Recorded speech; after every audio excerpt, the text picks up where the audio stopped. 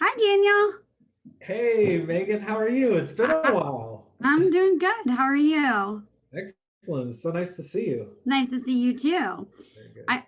I wanted to show you, I saw your bull behind you, so I just wanted to share. This is the fearless girl, and I feel like a lot of times this is the epitome of what we do for our clients. Make sure that we're, standing up to the things that we need to stand up to for them. So For so sure. yeah.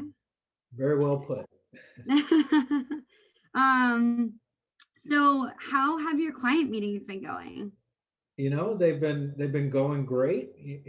Something that I'm seeing a lot is clients with excess cash, whether it's from the sale of a property or an inheritance or from a business owner perspective, the business is recovering really strongly out of the pandemic last year. And I'm getting a lot of questions of, where can I put this to work where I can get some diversification outside of the market and, reasonable growth and good income. So those are a lot of conversations that I'm having with clients.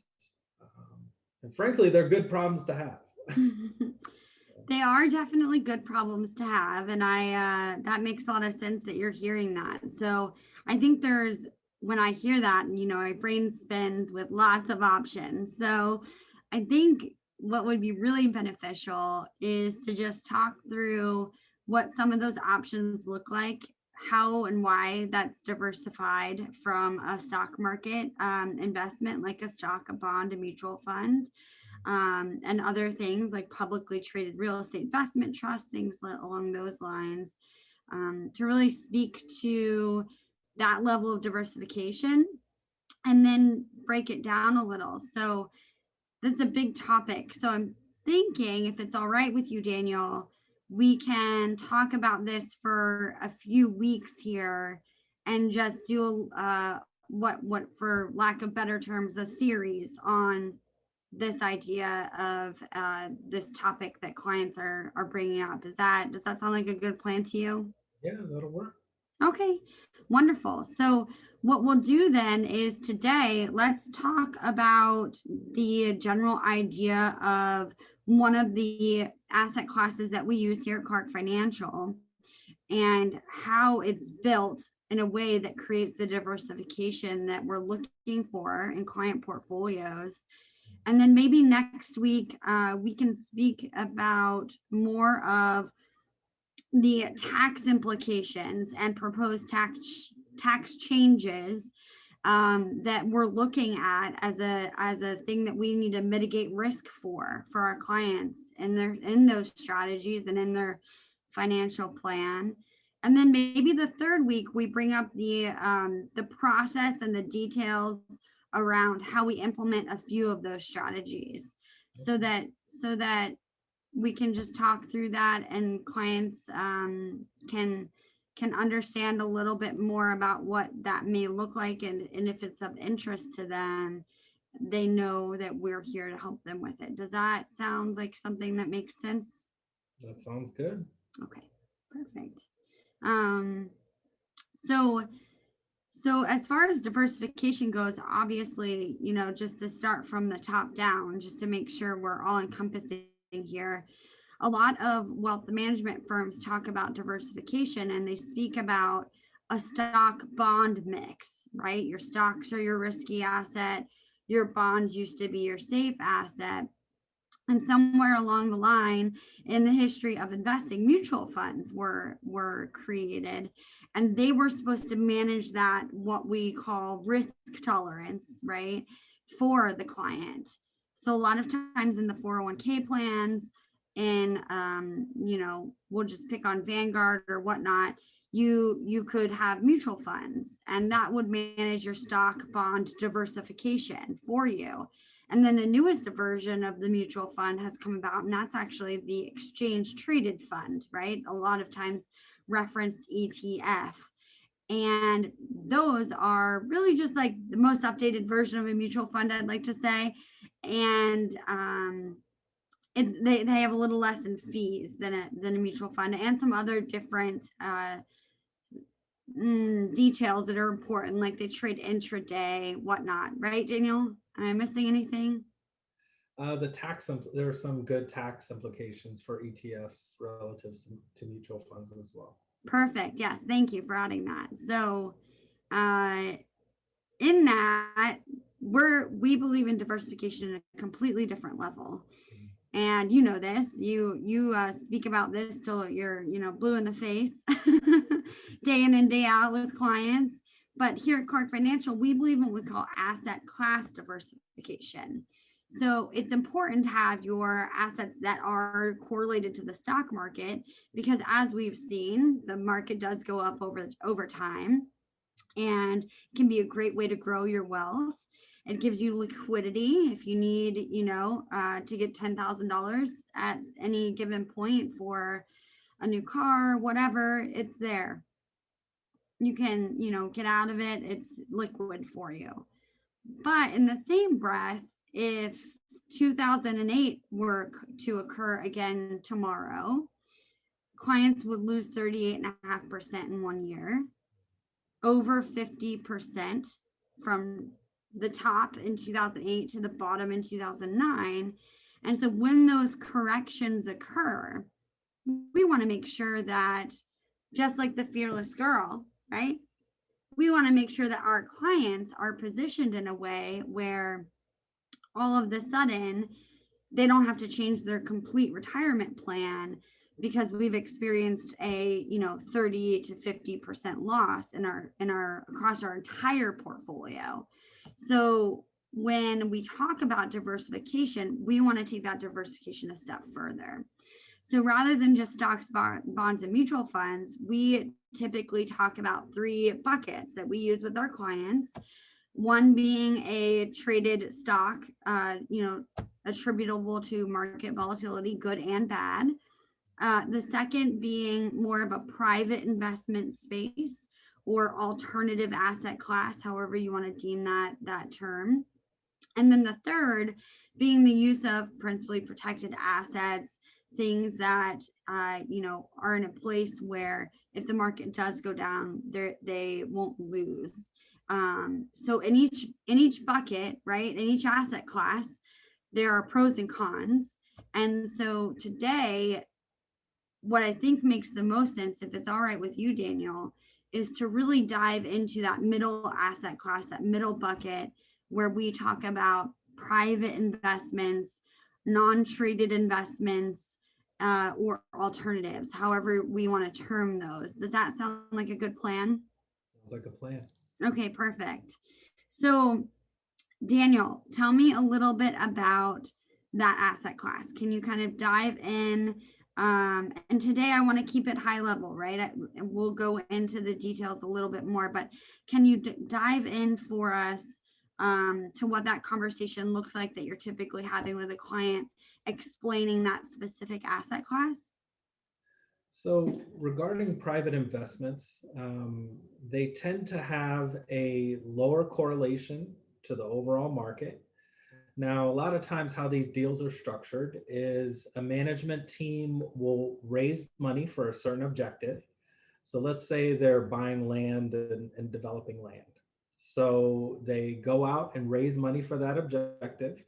They say, our target rate of return is, somewhere in the low to mid teens, depending on what they're doing. And they have a target time horizon, right? A lot of times it's 5 to 7 years. And what's important to realize is those are targets, but they raise money over time and they start implementing their objectives. And just to use an example of a real estate deal, let's say they develop properties and over time they start selling those properties. So what they do is they return cash to shareholders, which tends to be a combination of gains plus cost basis, et cetera. And when they run through their objective, right, they want to give the investors some kind of preferred rate of return. That's how these deals normally work, somewhere between 5 to 7%. Now, once the investors have gotten all their money back and the preferred rate of return, then there's a split of the profits on the back end. So, these things can be, when they work out, they can have some tax benefits to them depending on how the deal is structured. And the risks don't lie as much with how the stock market is doing versus how that particular team accomplishes its objectives. So kind of a high level overview of how a lot of these things work. Yeah, I really appreciate that. That makes a lot of sense. So to even take it one step back further, so let's talk about how a private investment is different from a common stock and what that looks like to the client, why it might make sense. So when you go buy, a share of Apple in the traded market, you own that common stock. You get to participate in the, ebbs and flows of that stock value. And Apple, if they have profits to pass through, they can pay a common stock dividend, right? That being said, if Apple is having a bad year, let's say Apple, it's right after Steve Jobs passed and they lost their creative director effectively, or however you want to think about it, and they weren't putting out any new iPhones, and so they didn't see as many profits on their balance sheet. And so let's say they decided to lower the common stock dividend. Okay, if Apple's having that bad year and they occupy a piece of real estate that they rent from someone that they don't own, do you think that if they're having a bad year that they're more likely to pay the rent on the building or more likely to pay a common stock dividend? Only pay the rent on the building. I think pay the rent on the building, right? And conversely, let's say inside that building, they have a ton of equipment that they don't own and instead they lease. For instance, I always like to use the example of the copier here at our office. We lease our copier, we don't own it because the technology changes all the time and the ink is all included. And when it breaks, I don't have to fix it myself. I just get to call the technician to come fix it. So a lot of times companies, a lot of medical facilities rent their MRI facilities. They don't own them, or their MRI machines. They don't own them. So a lot of times there's equipment being rented. A lot of times grocery stores don't own the shelves that they put their stuff on, right? It used to be, and I'm not sure if this is still a correct statement, but it used to be that FedEx didn't own all of their airplanes. They actually leased them. So one thing from a business financial standpoint is that when you lease equipment or you lease an office space, that's a 100%, I get to write that off. When you own it, you only get to write off the interest on real estate, right? Just like your house. If you own your mortgage, you don't get, or if you own your house and you have a mortgage, you don't get to write off the whole mortgage payment. You only get to write off the interest. And so a lot of times these corporations will be leasing items rather than owning them because from a taxability standpoint, it makes more sense for them. And so one of the things that is common in the private investment space are what's called a real estate investment trust. And it can own, just like you explained, it can own different real estate. And a lot of times it makes a lot of sense for people to lease out that real estate. And it moves our investors, if they own that investment of that real estate investment trust, it actually moves them up what I call the totem pole. Okay, so there's really a totem pole in the corporate capital stack, and at the top, right, who's at the top? Well, Uncle Sam. If a corporation doesn't pay their taxes, that's not a good thing. They're not going to be in business very long. And then there has to be people to run the corporation, so employee salaries, staff, everything like that, that's up there as well. And then somewhere in there are the cost of renting their buildings, if they're renting, if they're not owning. And then somewhere in there is a preferred stock, which is different than what you or I or anyone can go buy individually on eTrader or any other trading platform.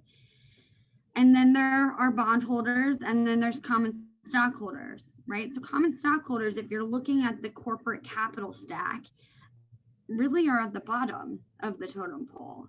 And so the goal of the private investment space from a capital stack perspective is to move our clients up that totem pole and align them with some more diversified type of return.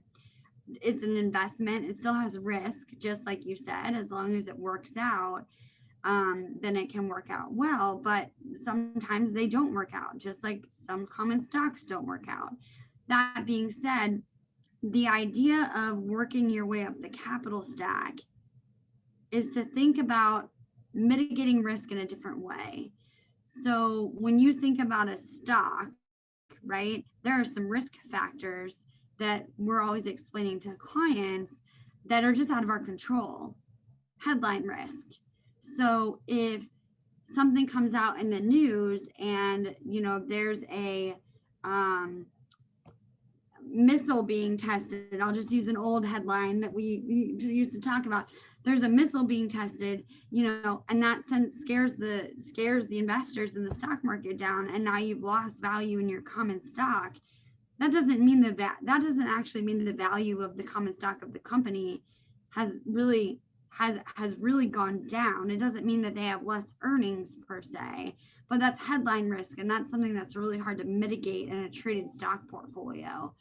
When we're talking about a private investment, a lot of times some of that risk is taken off the table because we can speak to the specific risks about owning real estate, or we can speak to the specific risks about owning MRI equipment that gets leased, or the specific risks to owning data centers, or I'm just giving a few of the examples of what some of our current clients are in. So I think it's really important to understand the difference in the capital stack and why it's so vital to have some of that diversification in your portfolio. So I have a question. So when you're speaking with a client about about some of these different private investments, when do you think that they make sense to add into a client portfolio? If I'm a client, tell me when I should be bringing up to you, all right, I've saved my stock market, portfolio, and now it's time to kind of, for the age-old phrase my dad always used to use, the pig gets fat and the hog gets slaughtered. So when is it time to take some of my gains off of the table that I've experienced and put it someplace where it's most likely not going to go up, 20-30% in a year, but it's going to give me some different diversification metrics. When does that make sense for me to do that if I'm a client? So with our process, just given where most of our clients are now, granted, we serve clients from a variety of age ranges for sure, but for our clients that are at or near retirement, we look at things from an income perspective. So first and foremost, to the best of our ability, the core expenses we'd like to cover with some kind of guaranteed sources of income. So that would not apply to the private markets or the alternative space. But we also, what we want to do is build an investment plan where we try to reduce some of the volatility over time, because large drawdowns when you're at or near retirement, especially when you need to take money out of your portfolio, can accelerate running out of money. So there are certain instances where it makes sense as long as the client has enough liquidity, right? Because liquidity is something that we're going to give up, right? Now, oftentimes we give up that liquidity to get a pretty nice stream of income. If you're invested in let's just say a real estate deal that has a diverse group of properties, right? Just because the stock market drops 40% doesn't necessarily mean that those tenants are going to stop paying rent. And it really just depends on what area of real estate, right? What surprised me last year was, even despite the anxiety around real estate in general, a lot of the private investments that we had, especially multifamilies, where there could have been a lot of hand wringing because of the headline risk, but most of these deals were over 90% of the tenants were paying throughout. So I would say it's part of an income plan where we can take a little more risk, we trade off some liquidity, but it also it diversifies our exposure. Most definitely. So what I just heard you say, just to make sure that I understand, is that when I'm looking at my portfolio and my financial plan, if I have, and I'm in or near retirement, my core expenses. So when I hear you say that, I kind of hear, things that I need to be able to pay for to have a roof over my head and food in my stomach, but maybe not going on an extra vacation or spoiling hypothetical grandkids that, I don't have. Right. So that's kind of what you said on that. So as long as that is figured out with some other space, then I can start thinking about some more diversification, maybe into this private asset class that we're talking about. Is that what I heard you say? Correct. Okay, perfect. And then the only other thing that I heard you say that I just want to make sure I understand is you're talking about giving up liquidity. So does that mean that, that I'm never going to be able to see the investment again?